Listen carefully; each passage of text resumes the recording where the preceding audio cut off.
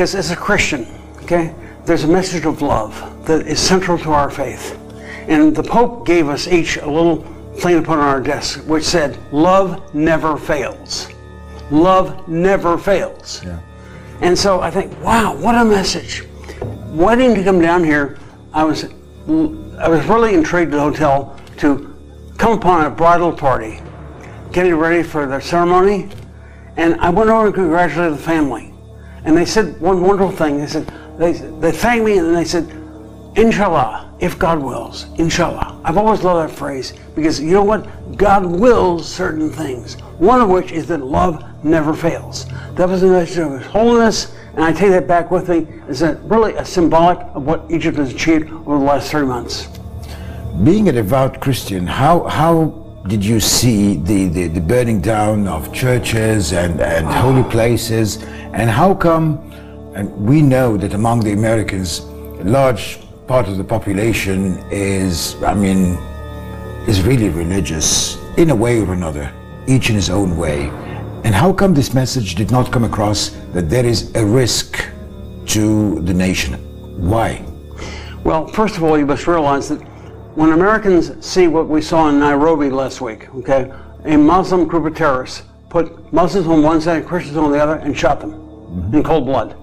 And we see that and we think, this cannot be Islam, it can't be right, it can't even be human. Of course. And so we're very slow to draw conclusions about any country other than ours.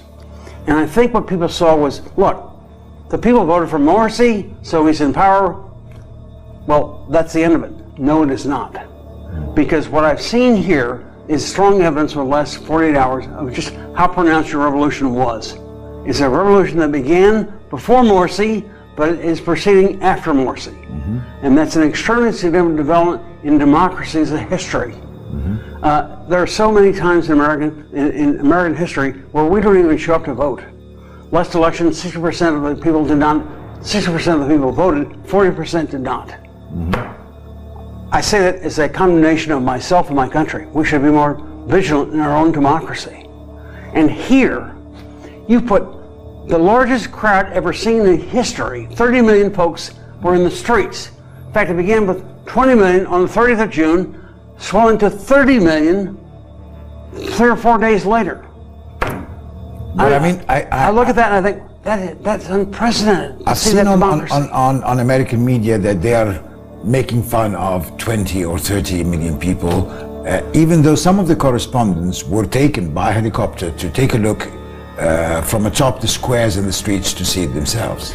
We have an arrogance about the United States that is one of our strongest defects right now. We need to correct that because we need to be very, very appreciative of what has been achieved here in Egypt and realize, you know what? In some sense, they've done us one better. We've always said that ourselves as a democracy of 200 years standing. Okay? Well, guess what? What you did here is a significant development in that history.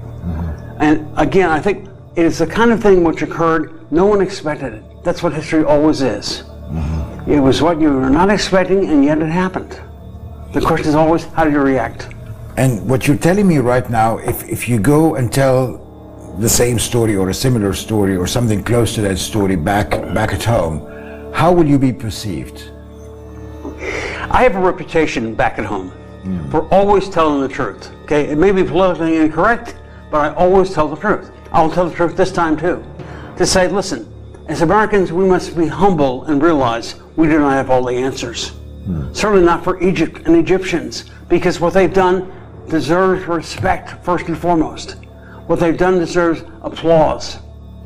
I mean, the thing which amazes me is that when I look at the history of democracy, this is significant. To see the Arab Spring, it looked for a while like it was going to devolve into tyranny. Every place you looked, there was more tyranny, more bureaucracy, more oppression. And suddenly in Egypt, it changed. And suddenly you have people in the streets saying, no, this is not Egypt, and that is not Islam. That's crazy. And sitting up, and again, to me, it's always physical. If you put yourself on the line, that proves to be you're sincere. And unfortunately in America, we have too few people who do that anymore. I mean, I look at this and I think, wow, I applaud this. is inspiring to me. I see your young people. We met some revolutionaries today here at the hotel. I love them. They're young kids, political science graduates. I look, wow, you're going to change your society. Poli-sci is important, economics is even more important. And to have them sit there and tell me, here's what we think we can do. Wow. Great life to come ahead and more achievements I'm sure you will be doing in the years to come. I'm sure of that. With such sincerity and openness, I mean, the world needs people like you. Well, I think it also needs people like these young Egyptians that I've seen here on this trip, because in some sense, Islam always is, any religion is in need of constant, there's a constant way in which you calibrate who you are based on your circumstances, based on what the religion teaches. That's true of Christianity, it's true of Islam. And to have people say, let's think about our relationship to our fellow man, relationship to our faith, and oh, by the way, our relationship to our society and civil law. I mean, that's cutting edge stuff. That does not happen very often. Last time we did this thing, it happened in Turkey, under Kemal Ataturk. But now it's beginning to happen here. How exciting is that? To see that, to participate in that, I mean, any young Egyptian, particularly young, I mean, there's a reason to get up in the mornings, to think, I'm going to be part of this thing. I can change a brilliant civilization 5,000 years old or more can now be changed into something relevant for the 21st century. What an amazing opportunity is that? Right. I mean, you were Dean of the National War College. I was. And certainly you've dealt that way with a lot of young and not so young people from the military and people who are interested in all the military action. Egyptians get hurt right now when people tell them it was a coup. How do you see it? Look, I live in Texas, okay? Our border is with Mexico and points south. And we've seen coups down there. I know what those are. A small group of military officers gets together, plots, and seizes power and keeps it for themselves. That is what happened here.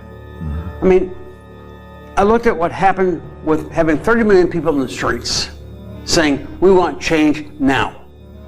And you have no articles of impeachment in Egypt whereby you could have done that peacefully. What choice did the military have except to do what they did? They did so very respectfully, very much not intended to seize power for themselves, but to actually return to the people. No one else could do what they did. The alternative was civil war. So I'm very proud of the fact that we have the privilege of teaching two of your main actors in that whole drama, General Al-Sissi and General Al-Sissi. And to have them say to me, this is kind of what you taught us in your war colleges. Wow. And to me, I use this example with them. In American history, George Washington was our great hero. Not only did he win the Revolution, at the end of it, he handed his sword back to Congress and said, I surrender, I resign my commission, power back to you.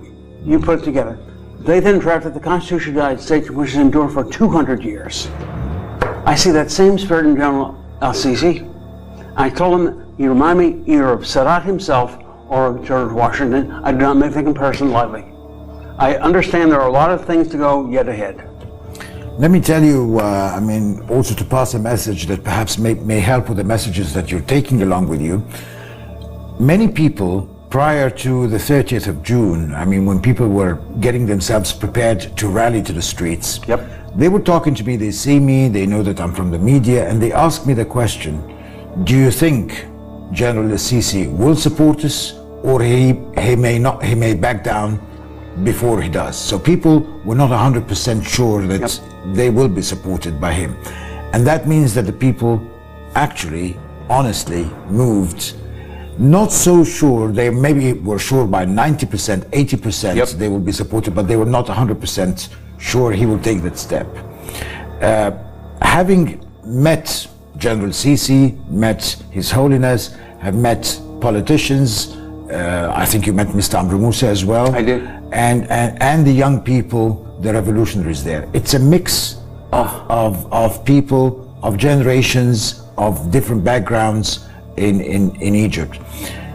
The picture, to me, I see it as somehow colorful picture. Yep. How do you see it?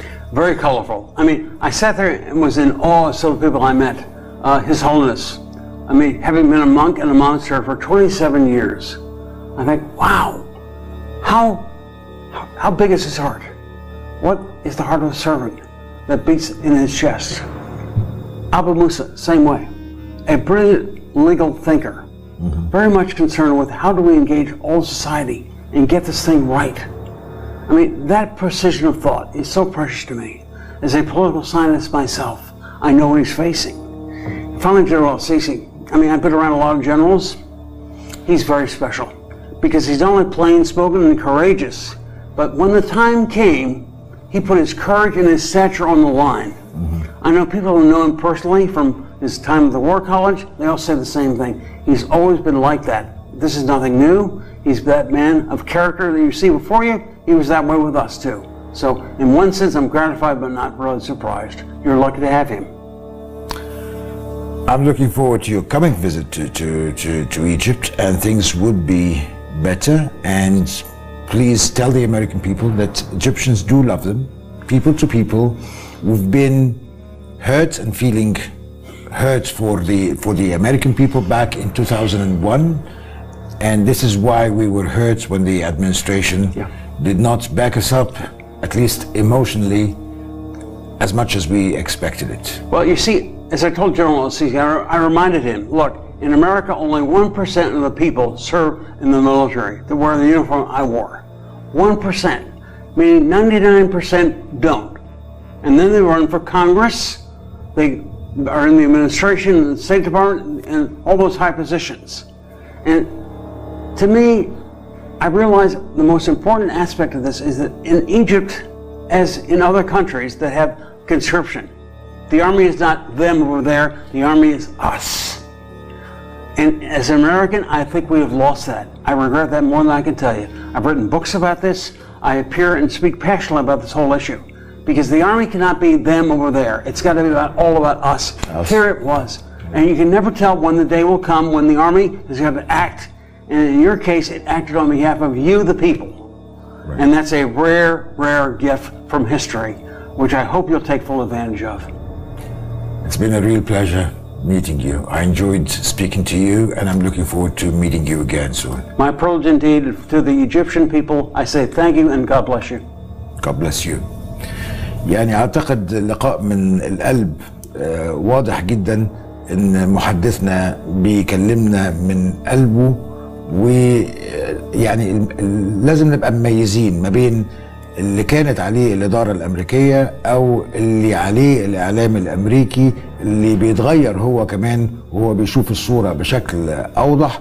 أعتقد إن أنا لازم أشكر المجموعة اللي قامت بإعداد هذه اللقاءات وهذه الزيارة. الوفد أكبر من كده بكتير، بنحاول إننا نلتقي مع أكبر عدد منه، ولكن واضح إن في رسالة وصورة من خلال هذا الوفد تنتقل للولايات المتحدة الأمريكية زي ما احنا عايزين، ويمكن أحسن كمان.